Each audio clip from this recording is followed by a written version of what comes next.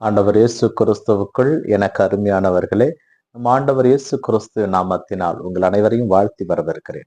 பிரியமானவர்களே, நீங்கள் கடவுளிடம் கேட்கின்ற பொழுது நம்பிக்கையோடு கேளுங்கள்.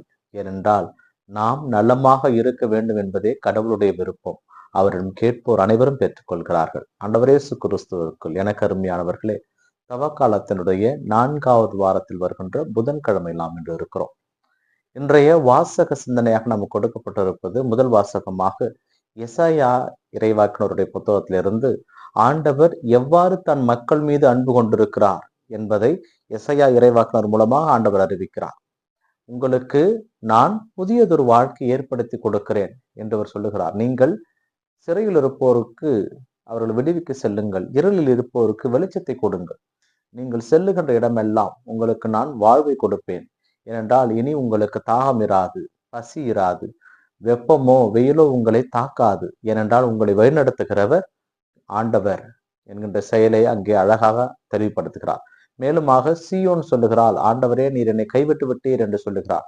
அதற்கு ஆண்டவர் என்ன பதில் சொல்லுகிறார் என்றால், பெற்ற தாய் தன் மகவை மறப்பாளோ, கருத்தாங்கியவள் தன் மகளை காணாதிருப்பாளோ, ஒருவேளை அவள் மறந்தாலும் நான் உன்னை ஒருபோதும் மறக்க மாட்டேன் என்கின்ற வாக்கு தத்துவத்தை இஸ்ரேல் மக்களுக்கு ஆண்டவர் கொடுப்பதாக இந்த முதல் வாசகத்திலே எசாயா இறைவாக்கினர் தெரிவிக்கிறார். இன்றைய நற்செய்தி வாசகம் யோவான் நற்செய்தியில் நமக்கு கொடுக்கப்பட்டிருக்கிறது.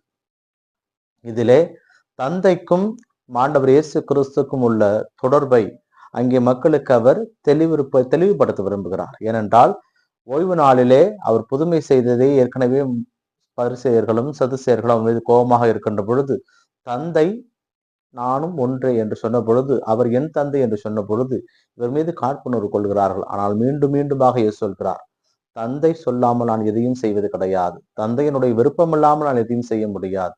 தந்தை எவ்வாறு இறந்தோரை உயிர் பெற்ற செய்கிறாரோ அவ்வாறே மானிட மகனும் செய்வார். இவையெல்லாம் சொல்லுகின்ற பொழுது அவருக்கும் தந்தைக்குமான உறவை மிகவும் அழகாக தெளிவுடன் எடுத்துக் கூறுகிறார். ஏனென்றால் மகனை ஏற்றுக்கொள்ளாதோர் தந்தையும் ஏற்றுக்கொள்வது கிடையாது, தந்தை ஏற்றுக்கொள்வோர் வாழ்வடைவார்கள்.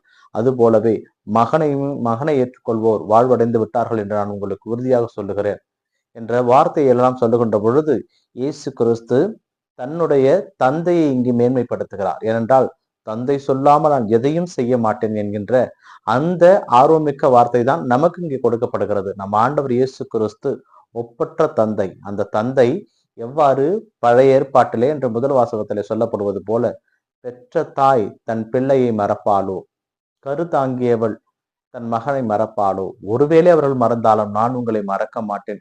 ஒரு தாயன்போடு